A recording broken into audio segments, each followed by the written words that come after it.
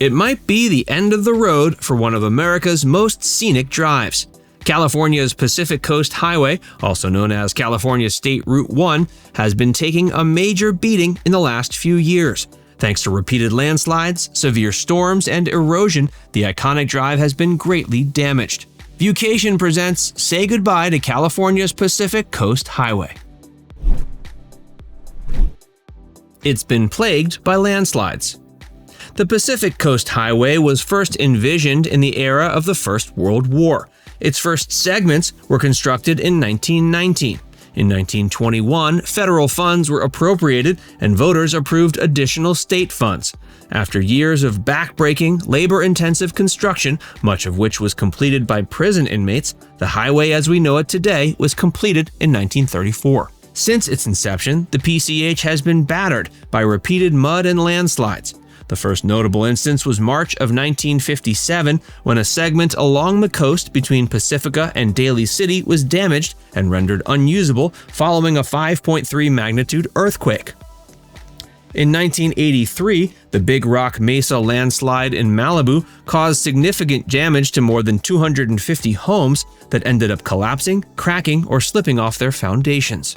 In 1995, the Devil's Slide area experienced a major landslide that caused the road to be closed for 5 months. Then in 2006, another landslide led to a 4-month closure. In 2017, a section of the world-famous highway had to be closed down for several months following a massive landslide that deposited over 1 million tons of debris and rubble on the road. The winter of 2017 was the wettest on record. The landslide that resulted from all of that rain destroyed roughly 1/3 of a mile of the iconic highway, while several other sections experienced similar lashings. Fortunately, no injuries or private property damage was reported. Even so, the slides had a significant impact on local residents who essentially got boxed in by the damage. Prior to that year, they were used to most incidents being cleaned up by road crews in a matter of hours.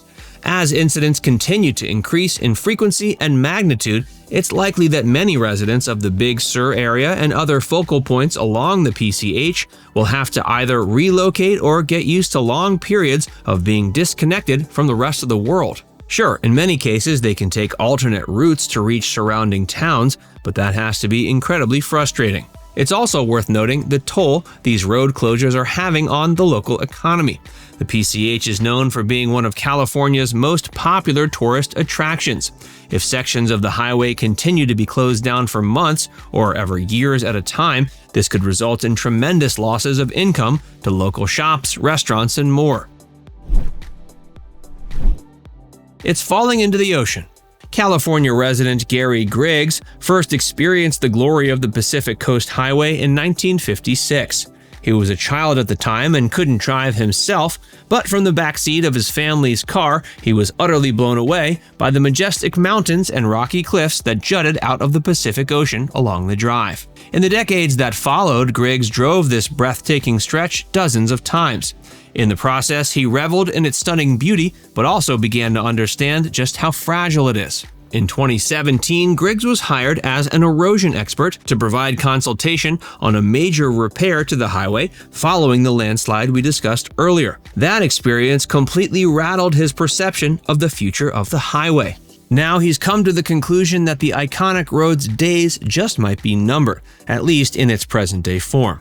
Griggs is a professor of marine sciences at the University of California, Santa Cruz, and he says future generations are likely to one day reflect on the PCH by saying something to the effect of, "It was great while it lasted." For one thing, the frequent landslides that have plagued the PCH have not only racked up a serious bill for the state and taxpayers to cover, while also continuing in road closures, but now it appears as if climate change and other detrimental factors have led to portions of the highway literally falling into the sea. In January 2021, after heavy rainfall, a large 150-foot chunk of the highway at mile marker 30 in Monterey County collapsed into the ocean.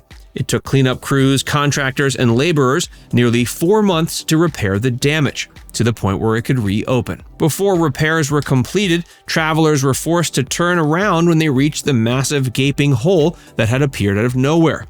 Since the part of the road in question was so remote, there was no bypass that could be used to get around the damaged section of the highway. As global temperatures keep rising due to human-caused climate change, Professor Griggs says the conditions that have led to the damage we've already seen will only continue to increase.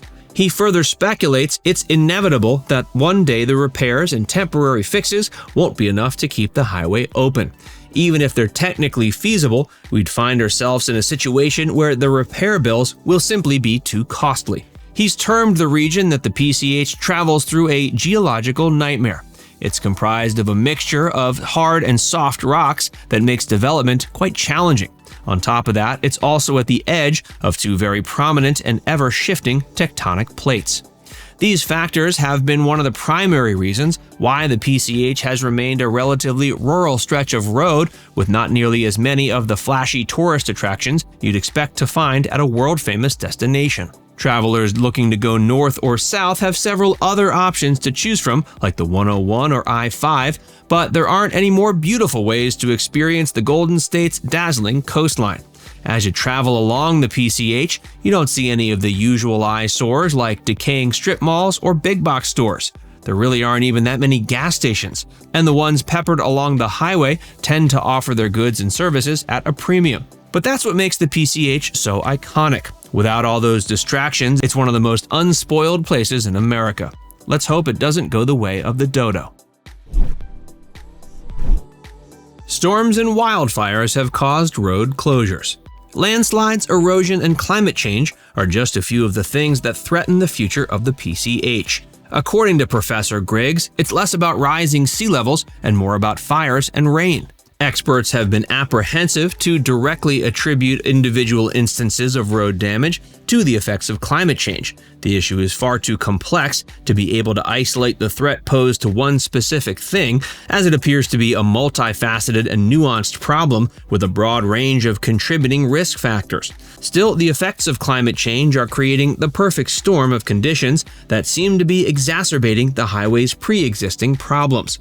Anyone who's watched the news recently knows wildfires have been increasingly causing widespread damage and chaos throughout California, particularly in the northern half of the state. These often massive fires create enormous burn scars of scorched earth with little to no vegetation to help hold the soil intact. In 2020 alone, more than 10,000 fires burned an astonishing 4.2 million acres of the Californian countryside. That accounts for more than 4% of the state's estimated 100 million acres. Burn scars that impact steep terrain, like that found in the Big Sur area, create ideal conditions for debris flows and mudslides. When you combine these conditions with a deluge of rainfall, which is something coastal California has been getting a lot of recently, you start seeing significant increases in terrain damage. Without vegetation to keep the soil glued together, it essentially gets transformed into giant puddles of flowing mud. Big storms that end up pummeling California with heavy rain and snowfall are expected to increase in frequency and intensity in the years to come, largely because of climate change. With that, we're going to see an uptick in structural and property damage along the PCH. At this point, it's less of a question of whether the PCH will eventually die and more of a question of when. Now it's time to hear from you. Have you ever traveled along the PCH? Let us know in the comments section below.